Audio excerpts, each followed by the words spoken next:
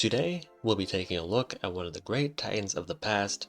It was a brand of phone mainly known for its tragic downfall these days, but instead of talking about the tragic fall, we'll instead be taking a fun look at the device itself, or rather, two devices, and letting them spin up their CPUs one final time. This is the Blackberry in the year 2025. And now for the devices we'll be taking a look at today. It's a bit of the old guard of Blackberry and the new guard. First up though, the Blackberry Curve 8900, a very popular Blackberry released in November of 2008, a year or so after the first iPhone. And on the newer side, we have Blackberry's modern-ish attempt, being released in 2013. Blackberry had hopes that this new line of devices would revive the company. This particular device is the Blackberry Q5, representing the newer side. Now, specs-wise talking about these two devices, for the Curve, we have a small 2.4-inch non-touchscreen, a 3 megapixel camera, and the power backing of this device was a bit hard to find, but it's a 512 MHz CPU of some sort. X scale if I had to guess. And an unknown amount of RAM, but if I had to also guess, it's probably around 256 megabytes. Now to the newer side of things, we have the Q5, which features a slightly larger 3.1-inch screen with touch, a 5 megapixel camera shooter, and a much more powerful 1.2 GHz dual-core Snapdragon S4 Plus. Now the specs are out of the way, we'll take a look at what these devices can still do in 2025, so I hope you stick around. And starting off extremely strong, we have something that most people probably would have never thought would work on a Blackberry, especially the older ones, and that's a fully functional Discord client. Now as always, I would recommend using an alt while using one of these, but still, you can move for any of your chats, for all the channels, and it's just a decent client. You can send pictures even, you can send your messages very quickly as you're about to see in a second. Pictures load, GIFs might work, I haven't really tested that, but overall, a very good Discord client. Now on the Q5, your choice is the last supported version of the APK because yes, the Q5 technically can run up to Jelly Bean Android applications, and that'd be Discord 9.8.8, and it's very slow on the Q5. So, although you're getting more features with the Q5's Discord, because it's official, and it somehow still works, despite being from 2019, pretty impressive. In the Java version, which is on the older phone here, it's very fast, so I'd say it's better. Overall though, you can technically get by with Discord on both devices, which is saying more than WhatsApp, because WhatsApp can't really run that well on either. Overall, 10 out of 10, links in the description for the third-party client. Web browsing up next, which is a very important thing when it comes to a phone these days. Everybody uses one, probably every day. And this is where the Q5 pulls ahead majorly, and I mean majorly.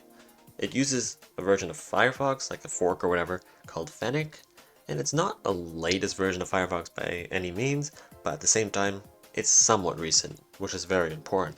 It's powerful enough to be able to load stuff like the Apple website in its almost entirety, almost perfect. It can load other powerful sites like Twitter/X, and have no unsupported browser issues pop up. Overall, versus the older phone, it's much better. The older phone runs a version of Opera Mini from 2014, and naturally, it, rendering wise, isn't very good. It's impressive the Opera Mini still has Surface Hub, mind you, but still, Fennec for the win. And it matches my name. Moving on to third-party applications, and surprisingly, yes, there are a couple that still work. Now, I wouldn't recommend daily driving a phone like this, but a couple of the working apps are YouTube. There's a working YouTube client called SkyTube Legacy. I think it's probably the only one that would work on the Q5 because it has support for Jelly Bean Android. You could also run it on a Jelly Bean phone, obviously, other than this phone, and it is what you would expect. It has a trending page, and you can search for YouTube videos. And if you were really crazy, you could probably watch shorts on this thing, but that would look really weird on the square screen. But it works. So that's number one. Number two, we have Instagram, which I didn't personally test in the video, but I've been confirmed by some people on Discord that it does still work.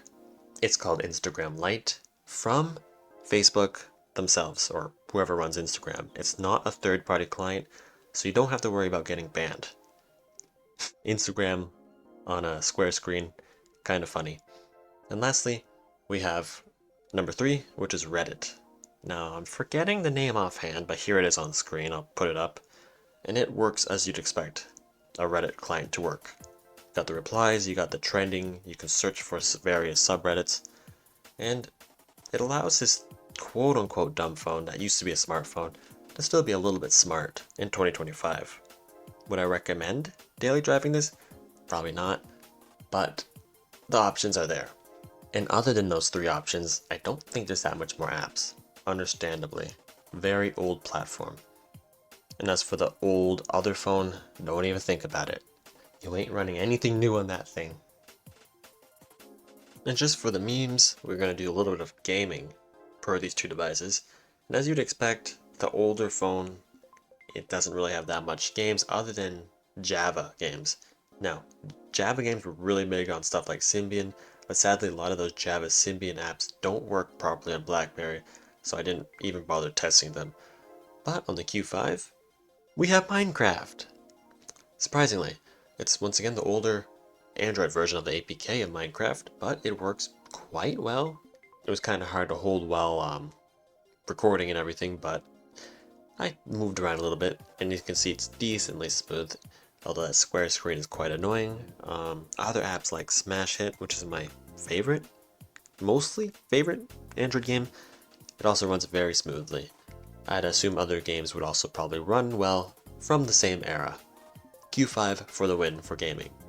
If you want a game on a square screen, I'll give it like a 7 out of 10. Now if you've been a subscriber for a while, you'll know that each video I love the camera test, so sit back and relax, and we're going to do the same picture on the 2 different devices and see what comes out on top.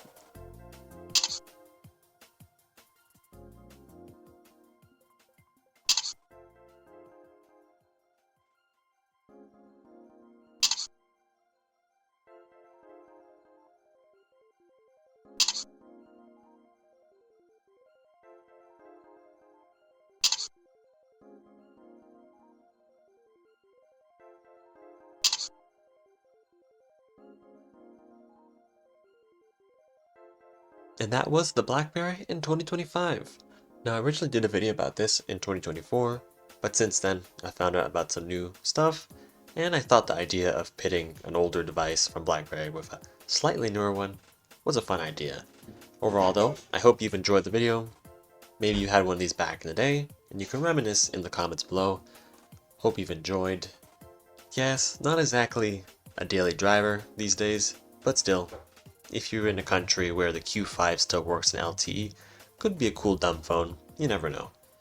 I won't leave you here any longer. Have a great night, day, evening, whatever it is for you, and I'll see you in the next one. I got a cool Android dumb phone coming up next. Stay tuned.